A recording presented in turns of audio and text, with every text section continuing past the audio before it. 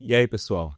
Nas últimas 2 aulas do nosso curso, nós vamos abordar a terceira vertente da epistemologia social, né, que é a epistemologia institucional. Então, nessa aula, a gente vai falar de como as deepfakes podem intensificar, talvez, a propagação de fake news, né, comprometendo nossa consciência coletiva, inclusive gerando riscos à democracia. Então, numa primeira aproximação, fake news são informações com aparência de notícia, mas que são enganosas, falsas ou enganosas, e frequentemente são produzidas para manipular opiniões, gerar confusão ou obter algum tipo de vantagem, né, política, econômica, social. Já as deepfakes, né, que é o outro ingrediente da nossa aula, são falsificações audiovisuais, né, geralmente feita com o uso de IA, generativas, né, capazes de produzir vídeo, áudios, imagens até de pessoas em situações que não correspondem à realidade, né? Então, diferentemente das fake news tradicionais, né, que geralmente consistem em textos fabricados, possivelmente combinados com materiais audiovisuais verídicos, mas fora de contexto, esse combo aí entre fake news e deepfake, né, fake news acompanhadas de deepfake, podem tornar mais difícil distinguir, né, o que é real do que é fabricado. Minha indicação de leitura para a aula de hoje é o artigo Toda Fonte Pode Estar Envenenada, de Bismarck Bório de Medeiros, né? Talvez você se lembre, né? Mas Bismarck ministrou a aula inaugural do nosso PPG de Ética em IA, né? Esse aqui foi até o título da palestra dele nessa aula inaugural, né? Inclusive, vou disponibilizar esse vídeo aí da aula inaugural, juntamente com o material dessa aula no Moodle. Desde a época lá que ele fez a aula inaugural, conteúdo da palestra dele foi transformado em artigo. Na verdade, ele já estava escrevendo artigo na época, e foi publicado na revista Griot, né? Griot escreve, tá? Da Universidade Federal do Recôncavo Baiano.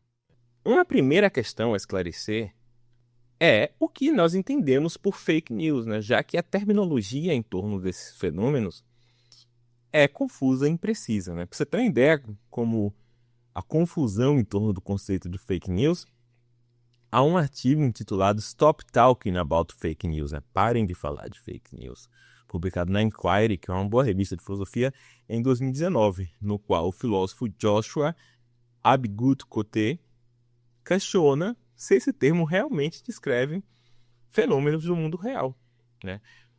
O fato é que sem definições, ou pelo menos noções minimamente claras, né, a gente corre o risco de colocar fenômenos distintos na mesma prateleira, gastar tempo em disputas verbais, né? Estou discutindo com você, eu estou pensando em uma noção de fake news, você está pensando em outra. A gente parece estar discordando, mas na verdade não está. A gente está falando de coisas diferentes, né? Isso é uma disputa verbal. Ou mesmo propor soluções inadequadas para os fenômenos do mundo real, porque a gente está propondo soluções para fake news, que talvez seja um conceito ruim, né? Então, em situações como essa, a filosofia pode se mostrar útil, né? Pois um dos seus aspectos, muito festejado no século XX, era o da engenharia conceitual, né? Que se dedicaria a projetar, implementar e avaliar conceitos, né? Então, vamos começar pela noção de desinformação. Existem diferentes termos em inglês, como misinformation e disinformation, que são comumente traduzidos ambos como desinformação, né? O que causa alguma confusão. Essa imagem aí que eu coloquei, ela foi retirada do Manual para Educação e Treinamento em Jornalismo da Unesco, né? Se vocês quiserem, me peçam que eu coloco lá também da nossa parte de empiriografia. Então, o primeiro termo, misinformation, traduzindo na imagem aqui como informação incorreta, né? Então, misinformation, mis é de erro, né? Refere-se a informações falsas ou imprecisas, mas que são compartilhadas sem a intenção de enganar, né? Mas ela está nessa parte aqui que não está na interseção com esse outro conjunto, na intenção de dano. Então, ele é falso, mas sem a intenção de enganar, né? Então, por exemplo, quando alguém repassa uma notícia incorreta, sei lá, porque acredita que ela é verdadeira, né? ou então porque não liga se ela é verdadeira ou falsa, você está incorrendo em misinformation. Claro, às vezes é difícil determinar onde termina a credulidade da pessoa e onde começa o desleixo, né? Já o segundo termo, disinformation, que é traduzido na imagem como desinformação, menciona conteúdos falsos ou imprecisos que são criados ou compartilhados deliberadamente para induzir ao erro. Então, percebeu, ele está aqui na interseção entre falso e intenção de dano. Então, por exemplo, campanhas online que espalham informações falsas sobre candidatos para influenciar o voto dos eleitores, né? Pode ser casos de desinformação. Só que aí, nos últimos anos, pesquisadores têm destacado que as patologias da informação nem sempre estão diretamente ligadas à falsidade ou imprecisão do conteúdo. Informações verdadeiras também podem ser usadas para enganar, especialmente quando são apresentadas fora do contexto. Ou quando elas são apresentadas fora do contexto, ou quando você tem um foco muito grande em determinadas informações e não em outras. Então você pode mentir, mas pode causar dano sem necessariamente mentir. Então isso levou à introdução de conceitos como malinformation, em inglês, tá? Que aqui nesse gráfico aqui é traduzido como má informação. São dados que são corretos, não tem nenhuma falsidade ou imprecisão no dado, mas pela forma em que são apresentados, eles conduzem a interpretações enganosas. Por exemplo, eu posso, na época da pandemia, quem sabe, posso compartilhar muitas notícias verdadeiras. Eu tenho um perfil no Twitter, eu compartilho muitas notícias verdadeiras de pessoas que se vacinaram e tiveram efeitos colaterais, né? Não precisa que nenhum dos meus tweets esteja conteúdo falso, mas o fato de eu só twittar esses casos, né, sendo que são casos uma porcentagem baixa, faz o meu leitor crer que aquilo acontece com uma incidência muito maior do que de fato ocorre, né? Por exemplo, que se fala sobre aqueles programas de crime, né, como o Datem, né, etc. A pessoa que assiste muito aqueles programas muitas vezes fica com uma representação de mundo como se aquelas coisas ocorressem o tempo todo, porque o programa passa aquilo o tempo todo. Então, com essas nuances em mente, vamos agora nos aproximar mais cuidadosamente do conceito de fake news.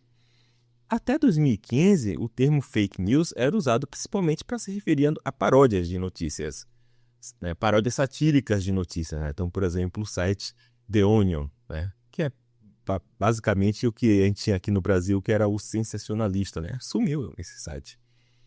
Então, eles eram fake news, no sentido de que eles não eram notícias de verdade, eles eram paródias de notícia, eram coisas que você está fazendo uma piada utilizando o formato de notícia, Então, até 2015, fake news era utilizado mais em inglês, para esses casos, e não para conteúdos propriamente noticiosos, E esse cenário mudou durante a eleição presidencial dos Estados Unidos em 2016, quando a expressão ganhou destaque e passou a ser usada para designar notícias falsas e enganosas, ou mesmo como arma retórica, Trump, pelo que eu me lembro, às vezes usava fake news para falar não das notícias, mas dos veículos, Mas, de qualquer forma, foi nessa época aí que o termo fake news começou a ser utilizado mais ou menos com o significado que a gente utiliza hoje. Então, um ponto importante, tá? Apesar de ser um termo recente, a práticas semelhantes a fake news existem há muito tempo. Tá? Então, panfletos falsos, propaganda política manipulativa, são exemplos históricos de disseminação de informação incorreta ou tentando causar um dano, de desinformação, de má informação. Então, para compreender melhor o conceito de fake news, que é tradução notícias falsas, é importante primeiro esclarecer o que entendemos por notícia. Afinal, nem toda informação incorreta, desinformação ou má informação se enquadra como fake news. Então, o termo notícia, difícil falar o que é notícia, mas ele se refere a relatos sobre eventos, geralmente eventos recentes, divulgados com a intenção de informar um público. Tá? Uma noção bem ampla de notícia. E as fake news devem ser entendidas como espécies de notícia, né? Por isso, o negacionismo científico ou teoria da conspiração não são por si só fake news, apesar de que possam ser difundidas através de fake news. Então, enquanto notícias, fake news pertencem a um conjunto de enunciados que se apresentam como portadores de verdade. Então, piadas, paródias, sátiras também não são fake news. E pelo mesmo critério, enunciados feitos em contextos privados também não se enquadram nessa categoria. Porém, é importante reconhecer que hoje em dia notícias são publicadas por um número muito maior de agentes, que no passado, e circulam por uma multiplicidade de canais muito maior do que no passado. Então, às vezes, é difícil você fazer essa distinção entre o que foi que a pessoa falou no privado e o que foi que a pessoa falou para tentar informar um público ou desinformar um público. Então, podemos identificar 3 abordagens principais sobre a noção de fake news. Essas 3 abordagens são destacadas aí pelo Sven Bernanke, pela Amy Flowery e o Thomas Grudman, na introdução desse livro aí chamado The Epistemology of Fake News, que foi editado exatamente por esses 3. A primeira, que é a mais comum de todas, é chamada de visão híbrida, segundo a qual uma fake news é uma notícia que falha tanto em verdade quanto em veracidade.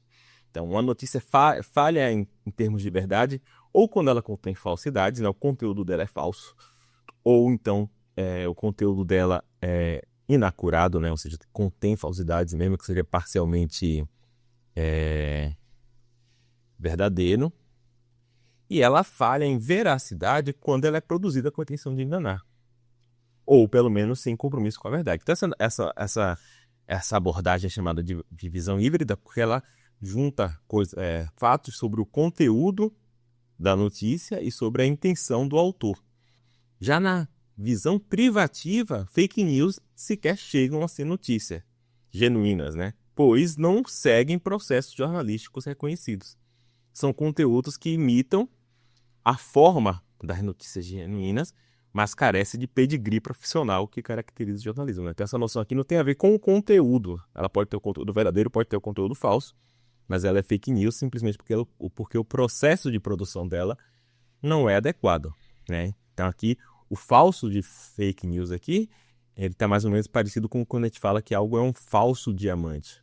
E já a terceira tipo de visão é a visão centrada no consumidor, que define fake news não pelo conteúdo, não pela intenção do produtor, nem pelos processos de produção, mas sobre o efeito que a fake news exerce no receptor. Então, fake news nessa terceira visão são notícias que enganam, independentemente de serem verdadeiras ou falsas. Você vê que a visão híbrida também inclui um pouco disso, porque ela coloca a noção de veracidade ali. É por isso que ela é híbrida, tá? Então, hoje aqui, vamos adotar uma versão da versão híbrida da noção de fake news, defendida por Romy Jester e David Lenius, no capítulo 1 do livro Epistemology of Fake News. E esse capítulo se chama Speaking of Fake News, Definitions and Dimensions. Então, segundo Jester e Lenius, fake news são notícias que carecem de verdade e veracidade, ou seja, é uma noção híbrida.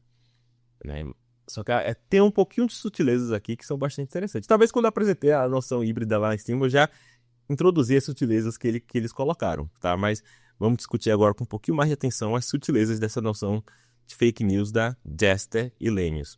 Então, em condições normais, uma notícia ela é verdadeira, em seu conteúdo, pelo menos aproximadamente verdadeiro, o melhor que der que fazer, no seu conteúdo, ou seja, o que é dito, quanto no que é comunicado. Então, não só eu escrevi coisas verdadeiras, mas eu escrevi coisas que vão ser interpretadas da maneira correta. E, além disso, uma notícia verdadeira, ela é publicada com a intenção de informar, e com um compromisso com a verdade. Já fake news carecem ou da verdade, porque seu conteúdo literal é falso, ou seu conteúdo comunicado é falso, né? Com essa diferença aqui é interessante, né? Então, se eu falo o seguinte, foi o que você fez essa tarde? Aí eu falo assim, eu estudei e dormi. Se eu falo isso, o que eu estou comunicando é que eu fiz essas duas coisas.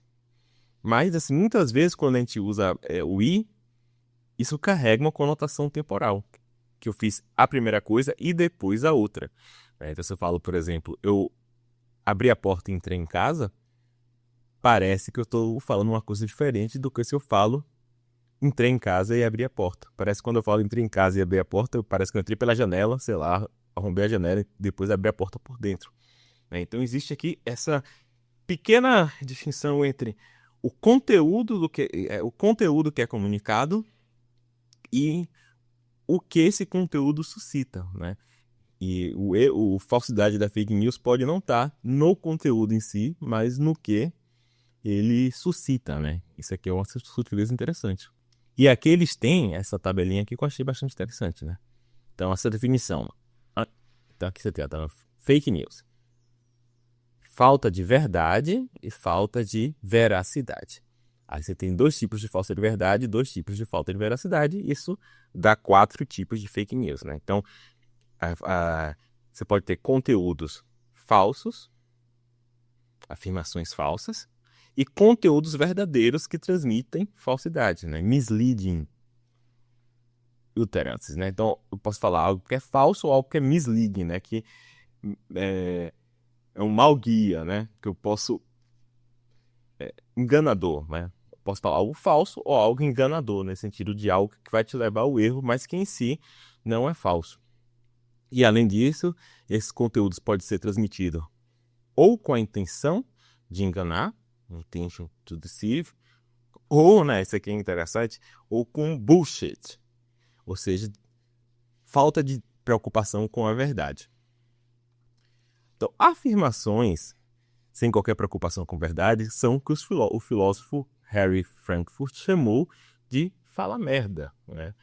Bullshit, no seu best-seller sobre falar merda, né? Então, desde que o Frankfurt escreveu isso aí pela década de 90, entrou meio que pro jargão da filosofia séria falar merda, né? Então, você pode fazer uma fake news ou porque você está falando algo com a intenção de enganar, ou simplesmente porque você está falando merda. Então, para Frankfurt, o falador de merda, entre aspas, não se importa se o que diz descreve corretamente a realidade. Apenas seleciona ou inventa enunciados de acordo com seus próprios propósitos. Então, ela está falando aquilo, a pessoa está falando aquilo, não porque ela acha verdadeiro, não porque ela acha falso, mas simplesmente porque talvez o grupo social dela espere, né? Falar aquilo para ela é uma maneira de se colocar no grupo social dela. Então, o Frankfurt ela faz essa diferença da pessoa que está mentindo e a pessoa que simplesmente está falando merda. Ela está falando o que quer que se talvez vá fazer ela parecer bem entre as pessoas, etc. Algo desse tipo. Então, voltando aqui às dimensões introduzidas pela Jester e pelo Lanius, teremos então 4 tipos diferentes de fake news. Então, o primeiro tipo seria notícias cujo conteúdo é literalmente falso. Na verdade, notícias cujo conteúdo literal é falso e que são produzidas com a intenção explícita de enganar. Então, é essa daqui, ó. Falso com intenção de enganar. Esse é o primeiro quadrante aqui. E o exemplo que eles dão no artigo é o caso do Pizzagate, né? Foi difundido por veículos russos em 2016, nas eleições de 2016. Então, pelo que eu lembro, foi algo assim, né?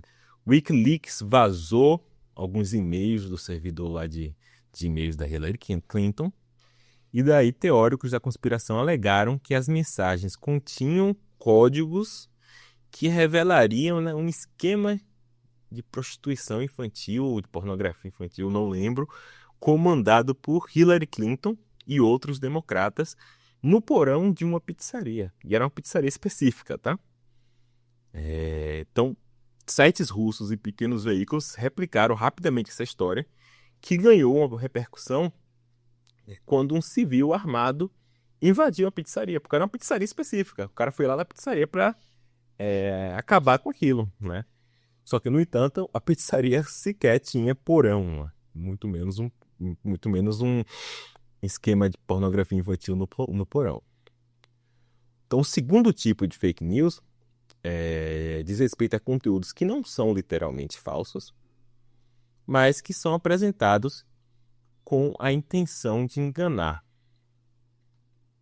O segundo tipo de fake news diz respeito a conteúdos que não são literalmente falsos, mas que são apresentados com a intenção de enganar. Então, esse aqui. Misleading utterances com intention to deceive. Então, esse aqui. Esse segundo quadrante aqui. E o caso que eles dizem, esse caso aí da Breitbart. Esse eu não conhecia. O Breitbart News parece que é um veículo de notícias da alt-right americana, né? Então, em janeiro de 2017, após tumultos na cidade alemã de Dortmund, então esse Breitbart News noticiou o seguinte: uma multidão de mais de 1.000 homens muçulmanos incendiou uma igreja histórica.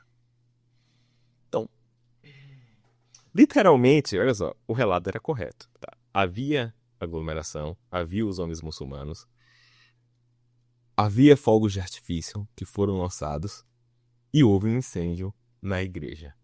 Porém, o conteúdo era altamente enganoso, né? Porque a matéria sugeria que o incêndio foi provocado intencionalmente pelos muçulmanos e que a igreja pegou fogo como um todo e que as chamas eram muito grandes, né? Uma proporção digna de notícia. Só que, na realidade, tinha uma comemoração, os fogos de artifício acidentalmente atingidos. Aquelas redes de proteção verdinha que o pessoal usa quando está fazendo reforma em algum prédio. E aquela rede pegou fogo. Foi um incêndio, os corpos de bombeiros falaram que foi um incêndio muito rápido, pequeno e rápido de ser controlado, né? Então aqui a notícia ela não é propriamente verdadeira, né? Mas ela leva a pessoa a crer algo verdadeiro, né? E ela foi publicada com a intenção de enganar. Já o terceiro tipo de fake news refere-se a conteúdos que são literalmente falsos, mas não foram apresentados com a intenção de enganar. Eles foram apresentados por pura falta de preocupação em relação à verdade, né? E aqui seria esse terceiro quadrante aqui.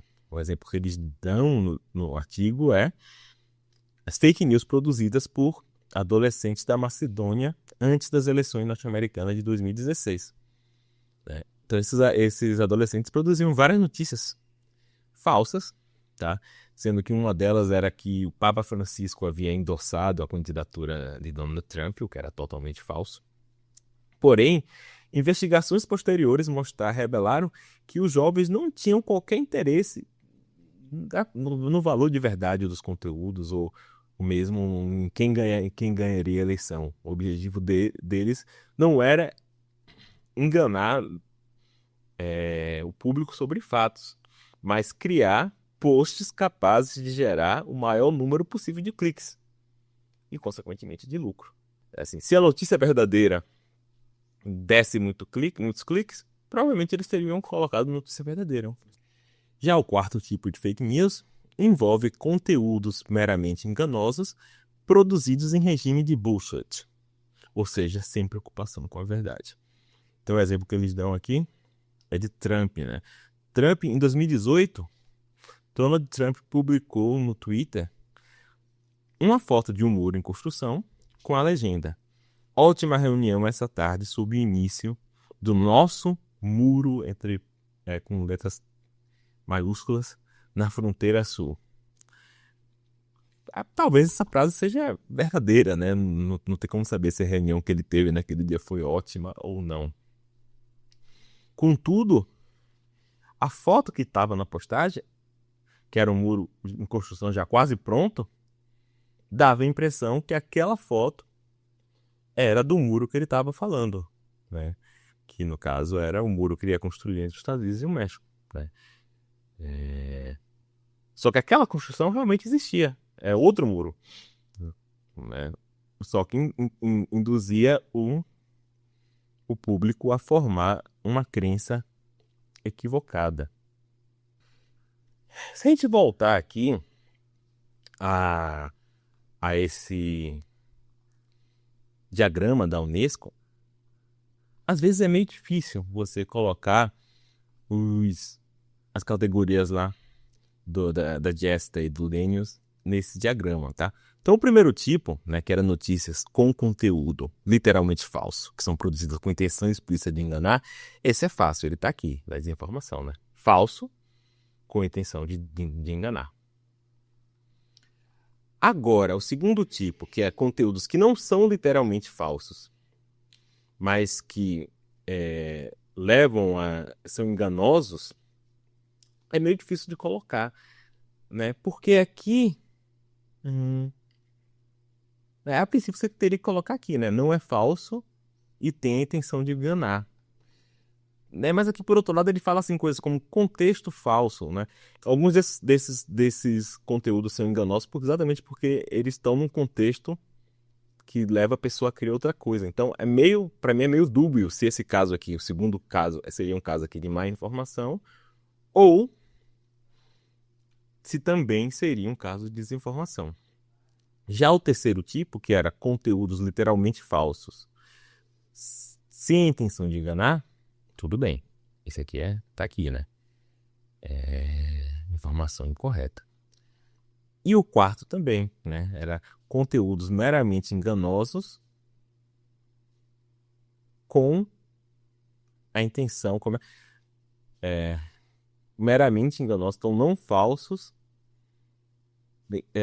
sem a intenção de enganar. Novamente, ou ele tá fora, tá? Porque ele não é nem falso, nem tem a intenção de enganar, ou ele tá fora, ou se essas ideias aqui como conteúdo ilusório, que é meio vago, né? Conteúdo manipulado. Se isso daí, o conteúdo enganador, ele tiver em algum desses daqui, aí ele vai estar nessa parte aqui de informação incorreta. Antes de falar da combinação entre fake news e deepfake, vamos falar aqui um pouquinho sobre as deepfakes, né?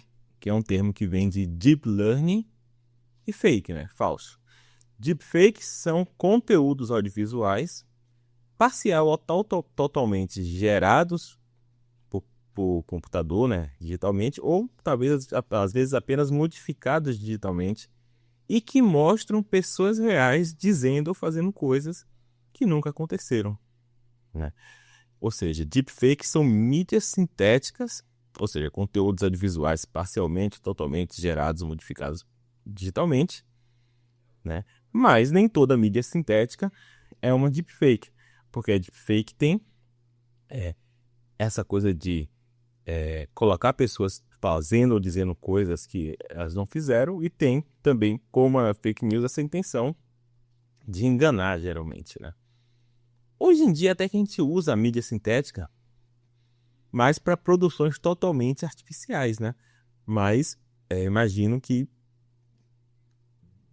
mídia sintética e deepfake deveria tratar tanto do caso em que você só muda a boca, a mexida da boca da pessoa, ou quando você faz um vídeo totalmente novo, tá?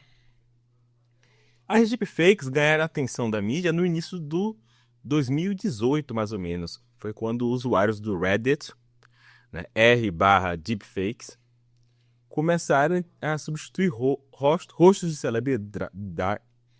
Começaram a substituir rostos de celebridade em vídeos pornográficos, usando inteligência artificial.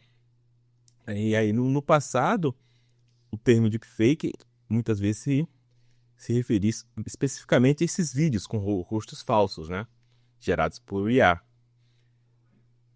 Como eu falei, eu acho que hoje em dia, pela maior potência das IAs, né, você poderia gerar um vídeo completo, um deepfake completo, né? Não só modificar o rosto. Tá? Vamos ver aqui um exemplo, né, de um deepfake humorístico. Né? Não sei nem se é deepfake, porque eu falei que tem que ter essa questão de enganar, mas da tecnologia que propicia deepfake. Aquele coincidente sabe que eu sou meio apaixonado por doce, assim. Eu também dou doce favorito. É a paçoca, cara. Né? Eu gosto desse doce mais simples, doce muito sofisticado, não ligo não. Aí ontem eu fui no mercado, né, cara? Vi esse pote de paçoquita aqui, que pra mim é uma das melhores marcas de paçoca, que eu não tô ganhando nada pra fazer propaganda da marca, mas é meio tudo sempre bom. E aí eu falei, pô, eu vou comprar, tá com um preço muito bom. Tem paçoca pra caramba aqui dentro, nossa, eu vou comer paçoca durante uma semana. Aí ele veio, ele tira a tampa. Nem tirou lata de plástico. Olha só como parece dele, mas não tem. Só tem paçoquinha em volta, cara. Ele não tem. Isso aqui não foi pegada enganosa, o cara pode fazer um pote menor. Cheio com bota gigante, achando que era cheio de doce. Quando você sabe, o miolo tá vazio, não tem paçoca. Que decepção, vou comer daqui no dia. Só que eu acho que nesse caso aí a voz, né? A voz não tá muito boa, né? Mas aí tanto. Não sei se o corpo é de alguém, né? Mas certamente o rosto não é, e a voz também é gerada digitalmente. Só que nosso foco aqui vai ser nos casos em que deepfakes se compõem com fake news, né? Ou seja, são mídias incorporadas a artigos de fake news que cumprem pelo menos 3 funções. Primeiro, essas imagens, áudios ou vídeos ajudam as fake news a imitar o formato típico de artigos noticiosos, né, que geralmente combinam texto com elementos audiovisuais, né? E além disso também, por exemplo, hoje em dia é muito comum as pessoas consumirem notícias por sites como o YouTube, né? Então, as pessoas estão se habituando a consumir informação noticiosa por meio de vídeos, né? E compartilhar notícias em formato audiovisual, né? As deepfakes também tem essa possibilidade, né? Expande a possibilidade das fake news. Em segundo lugar, dado que o principal método de disseminação das fake news é por meio das redes sociais, a presença de fotos juntos com manchetes chamativas, por exemplo, funciona como um clickbait eficaz, né? Você posta só um texto na rede social, não chama muita atenção. Você bota uma foto, né, ainda mais de uma situação chamativa, isso funciona como um clickbait. Em terceiro lugar, a incorporação de deepfakes a fake news aumenta a percepção de confiabilidade dessas fake news, né? Isso ocorre por vários fatores. Primeiro, fotos e vídeos, né, se você pensar em bem diferente do texto, eles mantêm um certo vínculo causal, né, com os fatos que eles representam, né? Então, por exemplo, quando eu faço uma matéria, o fotógrafo tira uma foto, porque para tirar foto você precisa ter ido lá. A princípio, para você fazer a matéria, você não precisa ter ido, você pode ter ligado ou até inventado as fontes. Mas se você tira uma foto, quer dizer que você esteve lá, né? E essa característica, eu acho, é explorada, né, pelo você usar deepfakes em fake news, dá um tipo de credibilidade, porque parece que é um fato, né? Tanto que tem uma foto, tanto que tem um vídeo, né? Então a gente acaba atribuindo, né, que tem essa tendência a atribuir uma confiabilidade, né, no sentido de confiança quase perceptiva a experiências imagéticas e sonoras, né, muito mais do que o texto. Além disso, conteúdos audiovisuais são processados cognitivamente com mais facilidade, né, do que textos. A gente entende a figura meio que automaticamente, né? Um texto a gente precisa de um tempo para ler. E isso gera um tipo de fluência, né? Só que informações processadas de maneira mais fluida são geralmente percebidas como mais familiares por a gente, devido à suposição de que devido à suposição que familiaridade implica a verdade, a sensação de familiaridade leva à atribuição equivocada de confiabilidade à notícia. Então, o conteúdo audiovisual é mais fluentemente processado, por isso a gente toma ele como mais familiar, porque ele vem à mente mais fácil, e isso pode levar à atribuição equivocada de verdade, de confiabilidade, né? Tudo são questões de psicologia, né? Sobre heurísticas, né? Agora vamos falar das questões epistêmicas, né, sobre fake news. A alta incidência de fake news, especialmente aquelas potencializadas por deepfakes, pode levar, como eu falei, à diminuição da nossa competência coletiva. O primeiro motivo, que é um motivo bem óbvio, né, é que a propagação de fake news pode levar à formação de crenças falsas, né, nos receptores. Enquanto o conhecimento, né, como a gente viu, implica a verdade, né? E esse efeito ainda pode se intensificar quando indivíduos, por exemplo, abandonam crenças verdadeiras para adotar as crenças falsas a partir das fake news, ou quando a pessoa, a partir da fake news, ele toma aquilo como verdadeiro, ele raciocina e ele forma novas crenças. Ele tira conclusões novas que provavelmente vão ser falsas porque elas partem de uma premissa falsa. E esse problema é agravado pelo resultado, né, de que notícias falsas se espalham mais rápido se espalham mais e mais rápido do que notícias verdadeiras.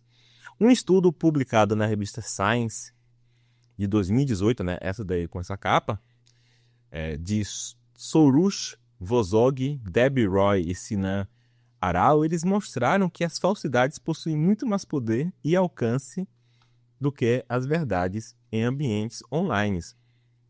Então, o estudo, né, ele se chama The Spread of True and False News Online, né? Então, distribuição, o spread é tipo espraiamento, né? Das notícias verdadeiras e falsas online, né? Então, eles estudaram isso daí, a difusão, melhor do que espraiamento. Eles estudaram isso a partir de cascadas de rumores no Twitter, né?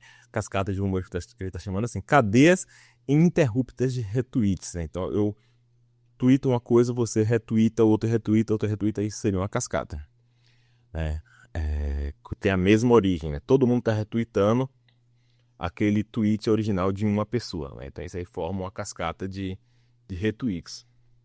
Então o conjunto de dados que eles utilizaram incluiu 126 mil cascatas de rumores espalhadas por mais de 3 milhões de pessoas, totalizando mais de 4,6 milhões de compartilhamentos entre 2006 e 2017. Ou seja, um estudo com um corpus bem graúdo, né?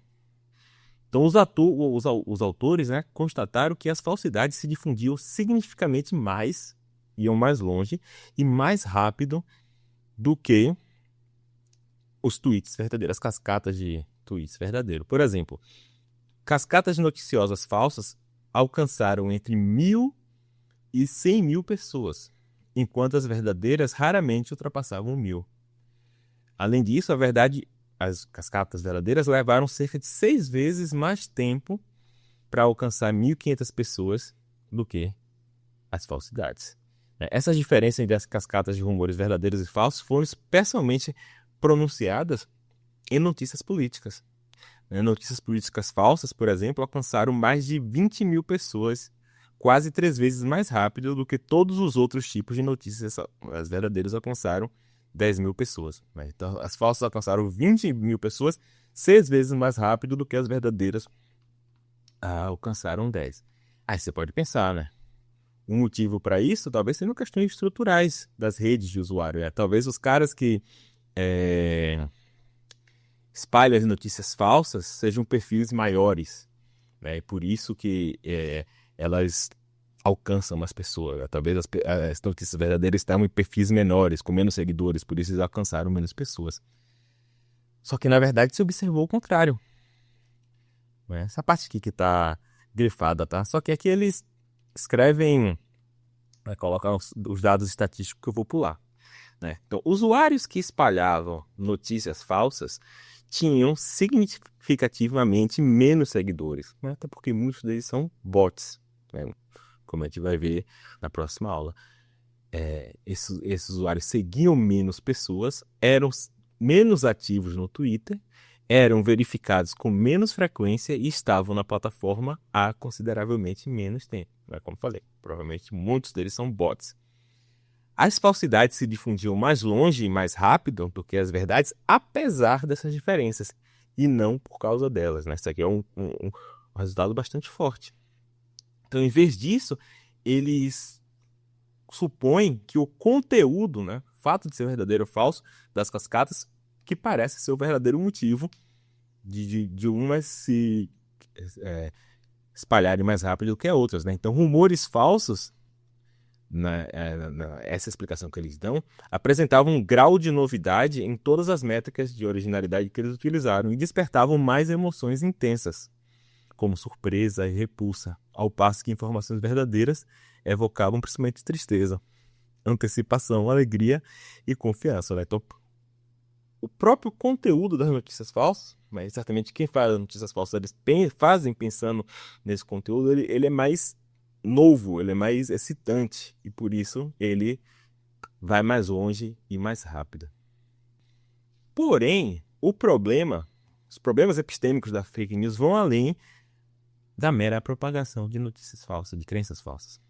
Ao difundir verdades sobre diversos atores específicos em nosso ambiente social, as fake news não apenas, além de colocarem crenças falsas, elas comprometem a confiança que nós temos em potenciais fontes de testemunho.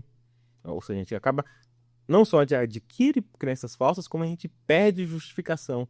A gente deixa de confiar em determinadas fontes de testemunho a partir das quais nós poderíamos conseguir conhecimento. E ao fazer isso, essas informações comprometem a possibilidade de adquirir conhecimento por meio dessas fontes. Em casos extremos, essa desconfiança pode se estender não só para um ator específico, mas para um veículo todo, por exemplo, a Rede Globo, ou sabe, um jornal específico, para um formato midiático, não, vídeo, né? Caso de fake, hoje em dia eu não acredito mais em nenhum vídeo que eu vejo. Pode acontecer também. Ou veiculados em algum canal, como por exemplo, não acredito em nada do WhatsApp, ou mesmo não acredito em nada da internet. Naquele livro lá, Epistemology of Fake News, tem um artigo do Zenbernecker que ele defende jejum de internet. Defende que a maneira que a gente tem para lidar com as fake news é sair da internet. Então, ao difundir verdade sobre atores comunicacionais específicos, como determinados políticos ou determinados jornalistas, essas práticas corroem a confiança que nós temos em potenciais fontes de testemunho. E a descredibilização de um ator pode ser rapidamente difundida, exigir um esforço significativo para reparar a reputação. Além disso, para que um jornal, um veículo específico de jornalismo, né, gere conhecimento testemunhal, ele deve ser confiável tanto no conteúdo, oferecendo informações corretas, de forma consistente, quanto na cobertura, né, informando sistematicamente sobre os fatos relevantes. Assim, ao minar a credibilidade de um veículo, reduz a quantidade de conhecimento que os indivíduos podem adquirir a partir daquele veículo. Além disso, a propagação de fake news pode minar a confiabilidade em canais inteiros, por exemplo, na circulação de informação pela internet. Esse processo, né, muitas vezes se chama de poluição informacional. Cria um ambiente saturado de notícias imprecisas, desinformação e teorias conspiratórias que provocam incerteza generalizada, né? Então, às vezes, a fake news ela não quer causar crença falsa. Ela quer causa a perda generalizada de justificação. A confusão, nesse caso. Em situações como essa, até mesmo receptores, né, leitores de notícias experientes podem ter dificuldade de discernir quais são os conteúdos que merecem crédito e perder de formar conhecimento. Por fim, esse fenômeno pode minar a confiabilidade da própria mídia audiovisual. Como eu falei, a mídia audiovisual no jornalismo tradicional tem como objetivo colocar confiabilidade na informação, né? Porque para tirar uma foto você precisava ir lá. Mas e agora? Agora qualquer vídeo, qualquer foto pode ser falso, né? E isso você pode acabar não acreditando em informações verdadeiras, não formando conhecimento quando você poderia formar. E os problemas vão muito mais do que isso, né? Então, você fomentar o ceticismo, ou seja, fomentar a desconfiança das pessoas em relação à mídia audiovisual, por exemplo. Olha, gente, é possível que hoje em dia existem deepfakes, né? Então tome cuidado com o que você acredita em vídeo. Você fazer isso é bizarro, né? Tem estudos mostrando que ao fazer isso, né, isso é chamado de pré-debunking, né? Você está debunkando, ou seja, você está desmentindo previamente. Quando você faz isso gera danos epistêmicos, porque as pessoas que estão alertadas para a existência da deepfake em estudos, né, em laboratório, elas tendem a não acreditar nos vídeos verdadeiros, né? Então, tende a reduzir a precisão no reconhecimento de mídias autênticas em 10%. Então, elas se tornam menos, elas creem menos nas deepfakes, mas efeito colateral, elas creem menos em vídeos reais, né? Então, esse último dado aqui está no artigo Seeing, né? Ver is Believing, é acreditar. Exploring Perceptual Differences in Deepfake, que é de Tahir e colaboradores. Outra manifestação bem bizarra desse ambiente informacional hostil é o que se chama de Liar's Dividend, né? O dividendo do mentiroso, que ocorre, olha só, quando indivíduos escapam da responsabilização por evidências reais em áudio e vídeo, alegando manipulação digital. Então tem tanto deepfake que uma maneira de eu me safar de algo que eu fiz é falar, não fui eu que falei, não fui eu que fiz esse insulto racista. Isso aí é um deepfake da minha voz. Então, à medida que a conscientização sobre tecnologias de edição cresce, registros autênticos passam a ser falsamente contestados, permitindo que atores neguem evidências alegando deepfake.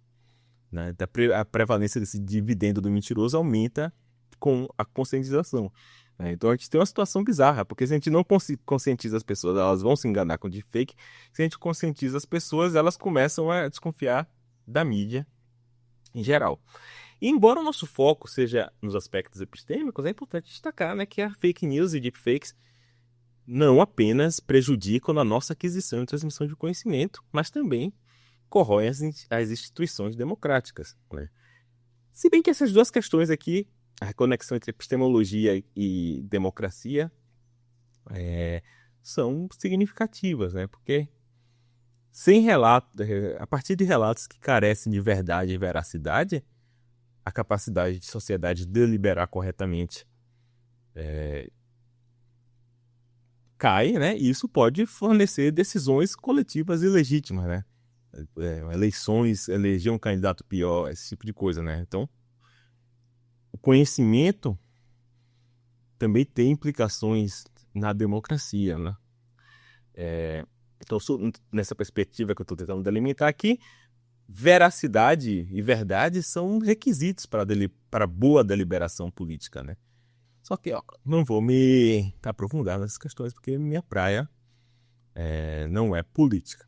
Então, um último ponto que eu gostaria de comentar rapidamente é sobre um artigo que, ao mesmo tempo, é um estudo empírico que tem resultados bastante interessantes, como também ele é bastante simples, tá? E vejam só como, com um pouquinho de organização e dedicação, qualquer um de nós poderia adaptar essa metodologia para desenvolver nosso próprio TCC. Então, o estudo se chama The Dissemination of Scientific Fake News on the Ranking of Retracted Articles in Google, né, de Emmanuel Genot e Eric Olson, né, que também está aqui nesse livro, né, The Epistemology of Fake News. Então, durante boa parte da nossa aula, nós falamos de fake news, né, notícias que carecem de verdade e veracidade. Porém, notícias certamente não é o único formato que pode faltar com essas qualidades, né? O estudo de Genot e Olson aqui diz respeito a o que eles chamam de scientific fake news, ou, às vezes, fake science, né? Como aparece ao longo do texto. Trata-se de artigos científicos baseados em fraude, ou seja, conteúdo falso, intenção de enganar. Só que o Genot e o Olson tratam de um fenômeno mais sutil, mais interessante, que é o seguinte: buscadores de internet como o Google muitas vezes dão mais destaque ao artigo fraudulento do que à notícia da sua retratação, ou seja, do aviso que ele contém fraude, né? A revista retira o artigo oficialmente da revista avisando que ele contém fraude. Deixa eu aqui dar um exemplo aqui que não é exatamente o caso de Genot e Olson, né? Porque trata-se de uma notícia sobre a retratação e não eles tratam do próprio aviso da retratação. Então, em 2016, né, um grupo de pesquisa sueco publicou o artigo Environmentally Relevant Concentrations of Microplastic Particles Influence Larval Fish Ecology, né? Esse artigo saiu na revista Science. Eu vou colocar aqui o título do artigo, meu inglês foi péssimo, né? Esse artigo afirma que os peixes comem plásticos e que isso teria consequências desastrosas para o ecossistema. Certo, então o artigo foi publicado e foi amplamente discutido em vários veículos, né, incluindo aqui essa matéria da BBC, né, que noticiou o estudo destacando o fato dele ter sido publicado em uma revista de prestígio, de fato, a Science. No entanto, cerca de um ano depois, ou seja, em meados de 2017, a Science retratou o artigo por fraude científica, né? Vocês podem ver aqui, retracted, né? Aqui é a página do artigo, eles botaram um aviso antes do título do artigo, que ele foi retirado, ele foi retratado por fraude científica. Olha só, aqui eu não estou dizendo que peixe não come plástico, que isso não tem consequências desastrosas, nada disso. O ponto é apenas que esse artigo, especificamente, foi retratado por fraude, né? E aqui o título do artigo, né, aqui em inglês, foi meio mal. Só qual é o ponto interessante aqui? Até o dia 15/10, né, que foi quando estou gravando essa aula, uma busca no Google continua exibindo a matéria da BBC, né, que trata do artigo como sendo verdadeiro, em posição, ela aparece antes na resultado da pesquisa do que o link da retratação ou qualquer notícia sobre essa retratação, né, quando você pesquisa Fish Eat Plastic. Tá? Isso daqui ele é falado no artigo, tá? Eu só fiz novamente as pesquisas porque o artigo tem alguns anos. Só que continua valendo. Vocês podem ver, né, aqui, vou chegar um pouquinho mais perto. Aqui é um print, tá? Que eu procurei, tá vendo?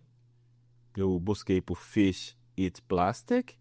E aqui é a primeira página de resultados do Google. Você vê que a matéria da BBC está aqui, né? É o terceiro resultado. A matéria que trata esse artigo como verdadeiro. Só que a informação mais bem posicionada sobre a retratação do artigo só aparece na segunda página de resultado. Que no caso, essa matéria aqui, ó, da Fortune. Plastic Eating Fish, Size Retracts Controversial Paper. Ela só aparece na segunda página, olha só aqui. Segunda página. Só que muitos estudos mostram que raramente um usuário do Google vai até a segunda página. Geralmente a gente acha o link, a gente clica no link na primeira página e geralmente nos primeiros links. Então o ponto aqui é que, em certo sentido, o Google parece considerar... As posições relativas no Google parecem dizer que a notícia sobre o artigo, agora sabidamente enganoso, é mais relevante em algum sentido do que a notícia de sua retratação. E isso é claramente um erro. Para qualquer pessoa interessada no tema, é muito mais relevante saber que o artigo foi retratado do que continuar tendo acesso à cobertura de um estudo fraudulento, né? Então, o que você está tendo aqui? Você está tendo aqui um misinformation, no mínimo, né? O Google, né? O Google, enquanto instituição, está compartilhando uma notícia falsa, talvez sem intenção de enganar, mas talvez por um descaso com a verdade. Então, para investigar como o Google lida com artigos científicos retratados, Genot e Olson realizaram um estudo piloto utilizando a base pública do Retraction Watch, que é um site que lista todas os artigos removidos, né? Isso aqui é bastante interessante. Você vê que eles pegam uma coisa objetiva. Vamos pegar todos os artigos do Retraction Watch, né? Só que para tornar o estudo mais manejável, foi eles dois mesmos que fizeram em casa, tá? Eles limitaram a amostra deles aos artigos publicados entre outubro e dezembro de 2018. Então a amostra é bem pequena. Isso é uma coisa ruim, mas, por outro lado, bem manejável o estudo deles, né? Então, cada item da amostra deveria ser um artigo de pesquisa original, nada de revisão, etc., publicado numa revista científica com revisão por pares e seguindo o processo editorial padrão. Então, se o artigo tivesse publicado numa edição especial, foi convidado, eles não colocaram na amostragem deles, né? Além disso, a retratação precisava ter ocorrido por motivos graves, equivalentes à fraude, né? Como, por exemplo, fabricação de dados. Ao final, a amostra deles contou com 24 artigos. Eu falei, é uma amostra pequena, mas os resultados deles são interessantes mesmo assim. Então, uma vez definida a amostra, eles buscaram os títulos dos artigos, tanto no Google Search, no Google normal, quanto no Google Scholar. As buscas foram realizadas, então eles tomaram alguns cuidados, né? Quem se interessar é melhor ler o artigo, mas eles tomaram alguns cuidados, como, por exemplo, fazer as buscas em locais distintos para ver se tem alguma diferença, para evitar vieses, por exemplo, de geolocalização. A gente vai falar disso mais, acho que na próxima aula. Eles fizeram as buscas em computadores diferentes, porque fica gravado, né, suas cookies no computador. E a gente vai ver se na próxima aula tem os algoritmos de seleção, etc. Pode mexer. Eles também fizeram as buscas usando a aba anônima. Para cada busca foi salva a primeira página do artigo, né? Partindo daquela ideia de que o usuário raramente passa da primeira página de resultados.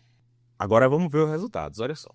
Entre os 24 artigos analisados, apenas em 2 ocasiões, né? Aqui os resultados do Google Search, né? Do Google normal.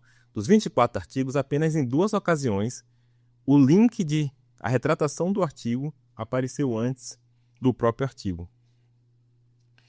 Em outros 22 casos, o artigo apareceu antes da retratação. E mais complicado. Desses 22 casos em que o artigo apareceu antes da retratação, um segundo link, que aponta também para o mesmo artigo, sei lá, uma da revista, outro de algum agregador, aparecia antes do link da retratação. E em 2 casos, o link da retratação sequer aparecia na primeira página. Aí você pode pensar, não, mas no Google Scholar isso vai ser muito melhor. Na verdade, não foi muito melhor. Em certo sentido, foi até pior. Esses 2 primeiros números aqui são iguais, né? Então, o link da retratação só apareceu na frente em 2. Em 22, o link do artigo apareceu na frente. Isso aqui melhorou um pouco, né? Aqui em 15 casos, você tinha um segundo link do artigo antes da retratação, na primeira página ainda, né? E aqui em 11 casos você tinha. Só que a quantidade de links de retratação que sequer apareciam na primeira página foi 3 vezes maior no Google Scholar. Aí você pode perguntar, né? Por que uma gigante da tecnologia como o Google teria dificuldades em lidar com um problema tão fundamental quanto classificar corretamente conteúdos retratados? Um dos motivos é que o Google Search e o Google Scholar não têm compreensão profunda do conteúdo das páginas, né? E o segundo aspecto é que o núcleo da pesquisa do Google, o PageRank, né, que é o algoritmo do Google, classifica conteúdos como mais populares acima dos menos populares. O PageRank ele funciona mais ou menos assim. Páginas que recebem muitos links de outras páginas são ranqueadas mais alto. Mas nem todo link vale as mesmas coisas, né? Se você receber um link de uma página bem ranqueada, você ganha bastante pontos. Se você receber um monte de link de página pouco ranqueada, vale pouco ponto, vamos dizer assim. Para calcular isso, o algoritmo começa atribuindo a cada página da internet toda, imagine, um valor inicial igual, ele vai recalculando o PageRank de cada página com base nos links recebidos, repetindo esse processo até que os valores meio que estabilizem, né? Mas você pode estar pensando, o PageRank não é IA. E é verdade, não é IA. O motivo de eu trazer esse artigo nessa aula é justamente a simplicidade da metodologia, né? Que é fácil de entender, de aplicar. E que, na minha visão, poderia ser adaptada para estudar IAs. Nas últimas décadas, o próprio Google passou por uma grande transformação. O crescimento de busca por voz, por exemplo. As pessoas pararam de digitar palavras-chave desconexas, né? Como, por exemplo, melhor sapato comprar online. Começaram a falar normalmente, né? Onde posso comprar bons tênis de corrida para mim? E o Google, especificamente, mas as empresas de internet no geral, responderam a essa inovação com a incorporação de IAs, né? De aprendizado de máquina, etc, etc. A busca passou a levar em conta a intenção do usuário. O que ele quer comprar, o que ele quer aprender, se ele quer localizar, se ele quer comparar.